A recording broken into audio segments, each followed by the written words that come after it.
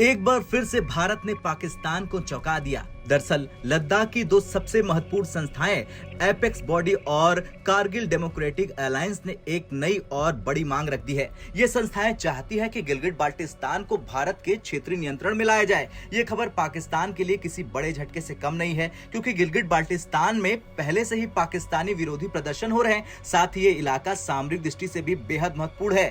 आज के इस वीडियो में हम आपको विस्तार से बताएंगे कि क्या है लद्दाख का मास्टर प्लान, इससे भारत और पाकिस्तान के संबंधों पर क्या असर पड़ेगा और क्या भारत सरकार इस प्रस्ताव पर विचार करेगी।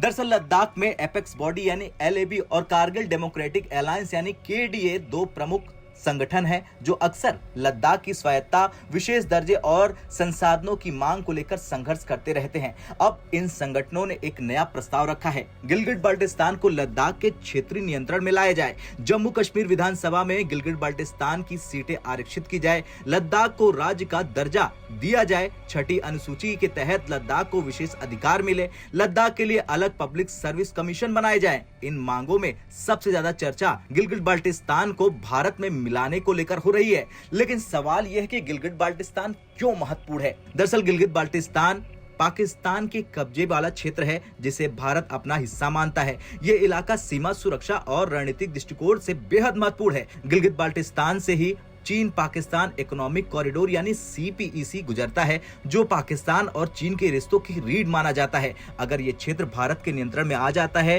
तो पाकिस्तान और चीन दोनों को झटका लगेगा। अगर गिलगित बाल्टिस्तान भारत के नियंत्रण में आता है तो भारत को एलओसी यानी लाइन ऑफ कंट्रोल पर सामरिक बढ़त मिल सकती है। गिलगित बाल्टिस्तान में पाकिस्तान के खिलाफ बड़े पैमाने पर प्रदर्शन हो रहे हैं। लोग पाकिस्तान की तानाशाही से तंग आ चुके और खुलेआम आजादी की मांग कर रहे हैं और भारत में खुद को मिलाने की मांग कर रहे हैं। पिछले कुछ सालों से इस इलाके में पाकिस्तान के खिलाफ बड़े प्रदर्शन हुए। लोग सड़कों पर उतरकर पाकिस्तान से आजादी की मांग कर रहे हैं। मार्च 2024 में हजारों लोग पाकिस्तान के खिलाफ प्रदर्शन कर रहे थे और उन्होंने संयुक्त राष्ट्र यानी यूएन से अपील की थी कि पाकिस्तान गिलगित बाल्टिस्तान और पीओके को खाली कर दे। सितंबर 2024 में पाकिस्तान विरोधी प्रदर्शनकारियों ने पाकिस्तान चीन व्यापार रूट को ब्लॉक कर दिया था। 2023-24 में ही पाकिस्तान के ही सुप्रीम कोर्ट के एक जज ने कहा था कि पीओके और गिलगित बाल्टिस्तान पाकिस्तान के आधिकारिक हिस्से में नहीं है। इससे साफ है कि गिलगित बाल्टिस्तान के लोग पाकिस्तान से नाखुश हैं और भारत के लिए ये